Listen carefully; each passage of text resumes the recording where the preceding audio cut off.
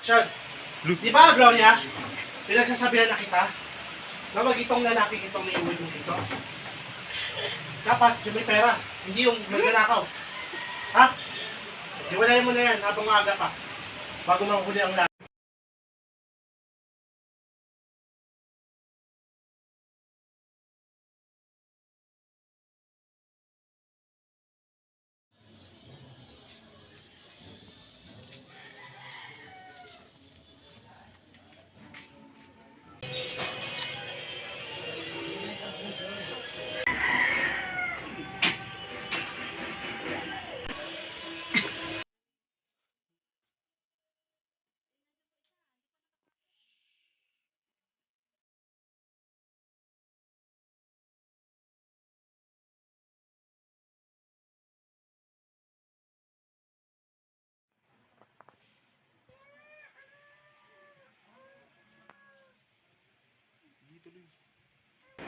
Mario? Ikaw na ba yan, Mario?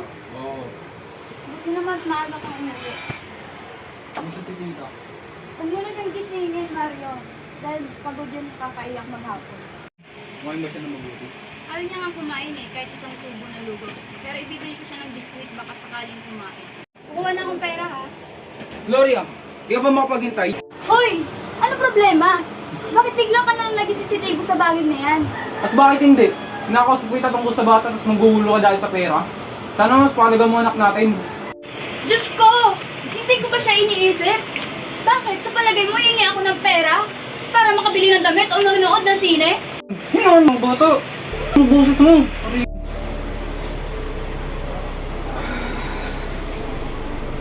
Patawad, Gloria.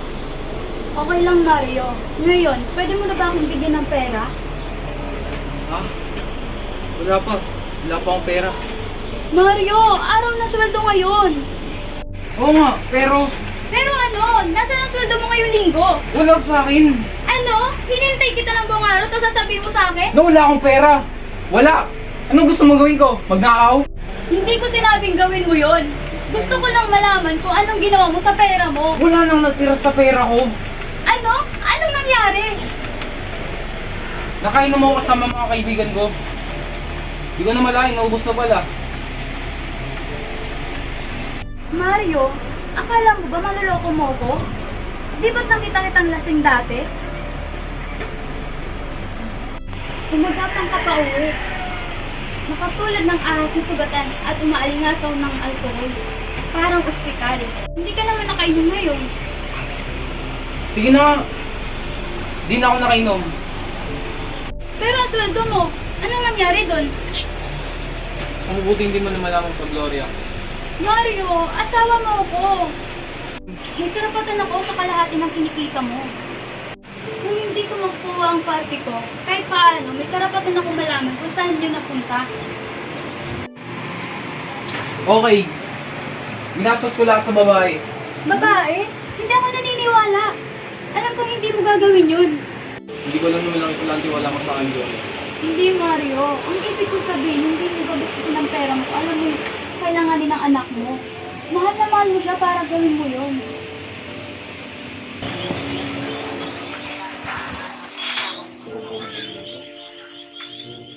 Anong problema, Mario?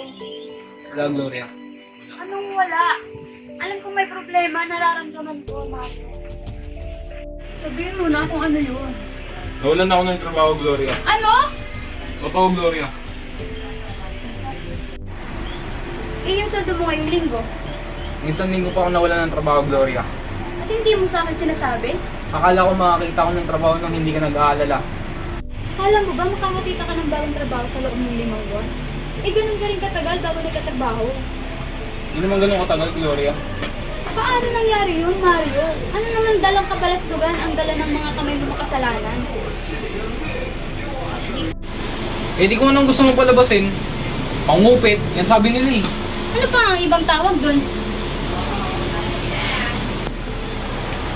Ano? Nagnakaw ka daw? Wala yun. Ano yun? Ano yun? Mansanas. Mansanas? Ang ibig mo sabihin? Mansanas. Hindi mo naman mansanas? Ang ibig ko sabihin, kumuha ka ng mansanas? Oo. Tinanggal nila ako sa trabaho dahil nandun. Oo. At tinanggal nila ako sa trabaho dahil nandun. Dahil sa pagkuha ng isang pirasong mansanas. Isang dosena o isang kaon. Yan ang napala mo. Alam ko bang gagawin nila yung dahil sa isang mansanas?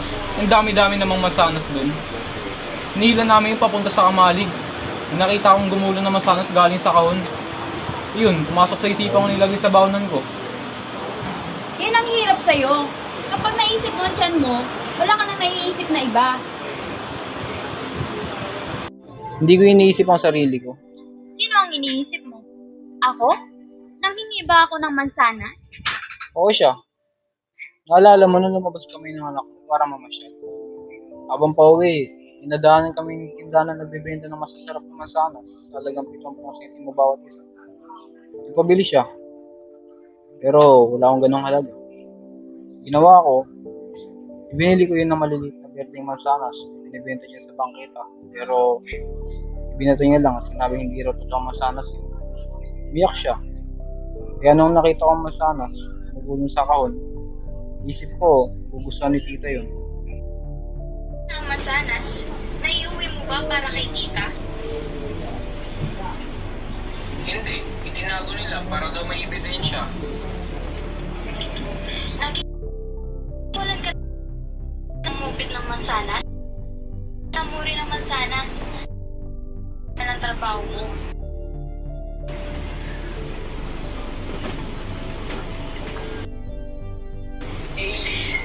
Pangungupit ng mansanas? Napakaliit ng dahilan yun para tanggalin ang isang dukha sa trabaho. Makiusap kang pagbigyan kanila, Mario. Hindi nila gagawin yun. Bakit hindi? Hindi mo ba nakikita na matagal na sila naghihintay na magkamali ako?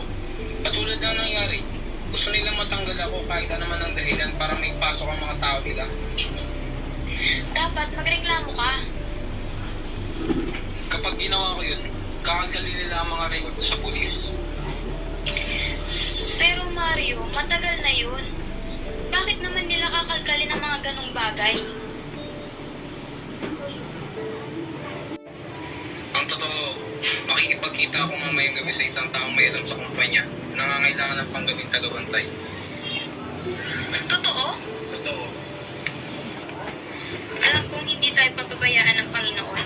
Wala siyang pinapabayaan. Pagdarasal ko na matanggap ka sa trabahong yan.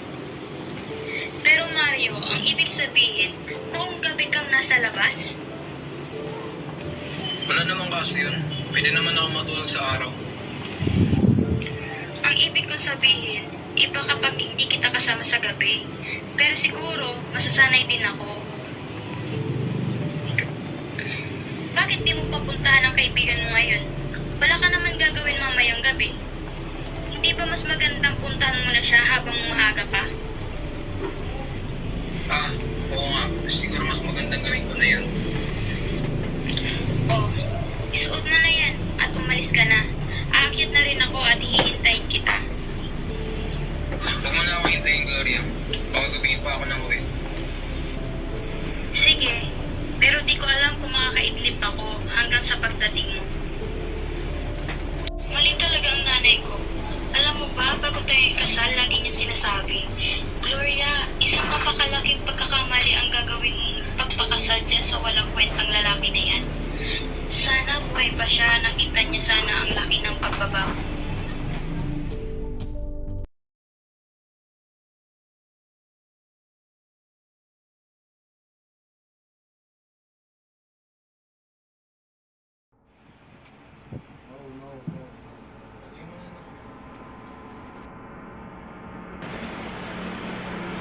Guys, napaka-romantic ko.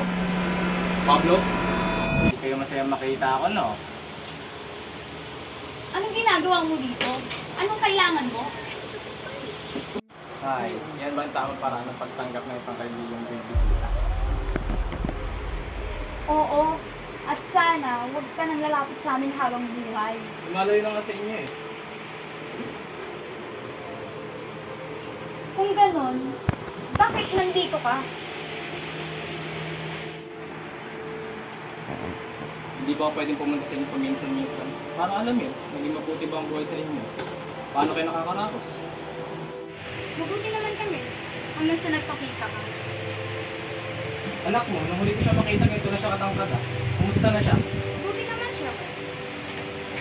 Oh, kala ko di maayos ang kalagayan niya. Paano mo nalaman? Sinabi mo sa kanya? Oo?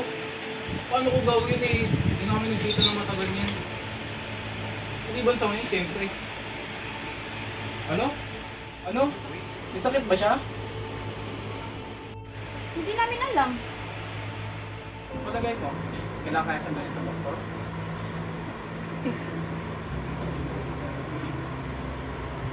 Paparaming ko kayo ng konti para makatulong sa anak niya. Kailangan nga namin yan. Pero salamat na lang. Ba't tayo mo kunin to? Kahit sa'yo ay nangangahulugang makikita kita ulit. Kung ganyan kalaki ang galit mo sa pagmumukha, edi huwag mo na akong bayaran. Dahil dyan, kaya mas kailangan kong tanggihan yan. Okay, kung yan ang gusto mo. Hindi na umasa sa'yo si Mario. Simula nang inalayo ko siya sa mga kuta mo. Wala akong pinagsisisihan. Paano si Mario? Wala rin ba siyang pinagsisisihan? Wala. Paano ka nakakasiguro? Sa mga kaibigan pa kami, nakakapunta kami sa mga malamig at mamahaling sa sila. Kagustahan tayo. Hindi na siya nakapunta doon. Siguro nung palayain mo siya mula sa akin. Di umasa ng malaki ang sinaman sa malinis na pera. At kami ay hindi. Anong matapat na pera? Mas maganda bang itsura yun kaysa sa sinungaling na pera? Mas marami pang nabibili yun. Katotohanan? Ano yun? Nagdalapit ka na katulad yan? Nakatira kayo dito sa gubat na tinatawag yung bahay. Yan ba ang tinatawag yung katapatan? Pablo, Tignan mo ang nangyari sa anak mo. Yan ang nagagawa ng katapatan sa kanya. At paano mo siya matutulungan ng katapatan ngayon? Wala siyang sakit at hindi niya kailangan ng gamot. Alam mo yan. Alam mo na ang kailangan niya ay pagkain. Masustansyang pagkain. Pablo. Alam kong pumunta ka dito para iyain siya muli sa kanyang gawain. Pero hindi mo magagawa yun. Hindi siya makikinig sa'yo. Narating na namin ang puntong ito at patuloy kayong mabubuhay nang walang tulong galing sa'yo. Buhay ba ang tawag mo dito? Ang tawag dito, Gloria, ay dahan-dahan pagkamatay. Pablo, tumigil ka na. Hindi ka na dapat pumunta dito eh. Naiinip na ako kakahintay sa'yo. Kung gano'n, nakikita pala kayo? Ayun na nga yung kinakatakot ko. Pumunta siya sa bahay kagabi. Pablo, wag. Ang sabi niya, babalik siya kaninang tanghali pero hindi na siya nagpakita. Pumunta ako dahil natatakot ako. Baka nakukonsensya na naman siya. Pablo, sabi ko, hindi dapat malaman. Okay lang yan, Mario. Mas mabuting sabihin mo sa kanya ang lahat. Sabihin mo na hindi ka naniniwala sa paraan ng pamumuhay na gusto niya. Sabihin mo. Mario, ito ba ang tinutukoy mong bagong trabaho? Gloria, sana maiwala ka. Sinubukan ko pero hindi ko kayang iyaon ng pamilya natin sa ganitong uri ng pamumuhay. Ikaw ang dapat sisihin nito. Siya ang pumunta sa akin. Kahit alam mo ang gagawin niya lahat, ang bumalik sa buhay na ayaw niya, lumayas ka! Aalis ako pagkanda nang umalis si Mario. Hindi siya sasama sa'yo. Talaga? Bakit hindi mo siya tanungin? Hindi ka sasama sa kanya. Hindi ba, Mario? Sabihin mo sa kanyang iwan niya na tayo at huwag na siyang babalik. Alam kong kinausap ka niya at sinubukan lasungin ang isipan mo. Pero huwag ka sasama sa kanya, Mario. Gloria. Oo. Huwag kang mag-alala sa kanya, Gloria. Hindi siya sa akin.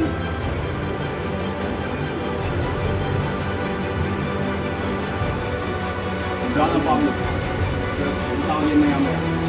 Gloria, kasama ako sa kanya. Huwag, Mario! Huwag! Huwag, Mario! Huwag!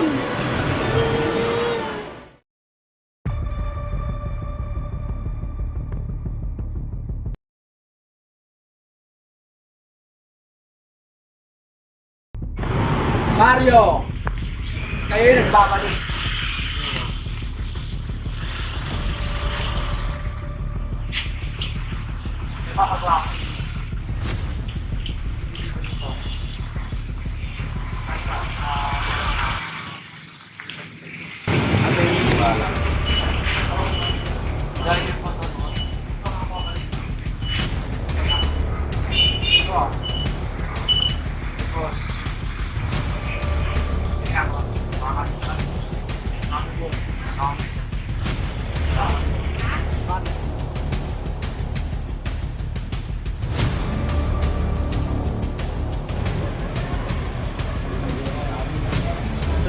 ko na eh. Uy. Bayad. Nakikiyos pulis to. Taayop ka. Mario, tara na!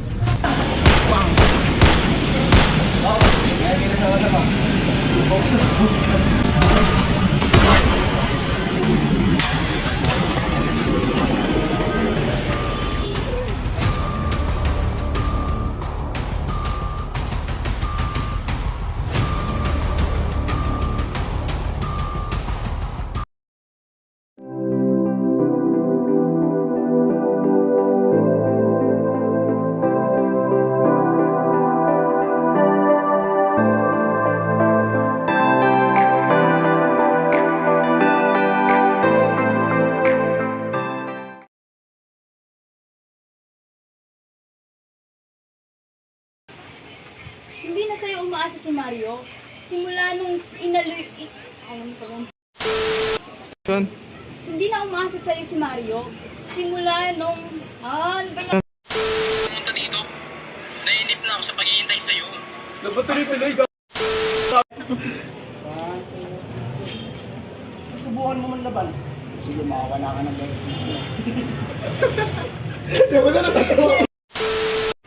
Pablo,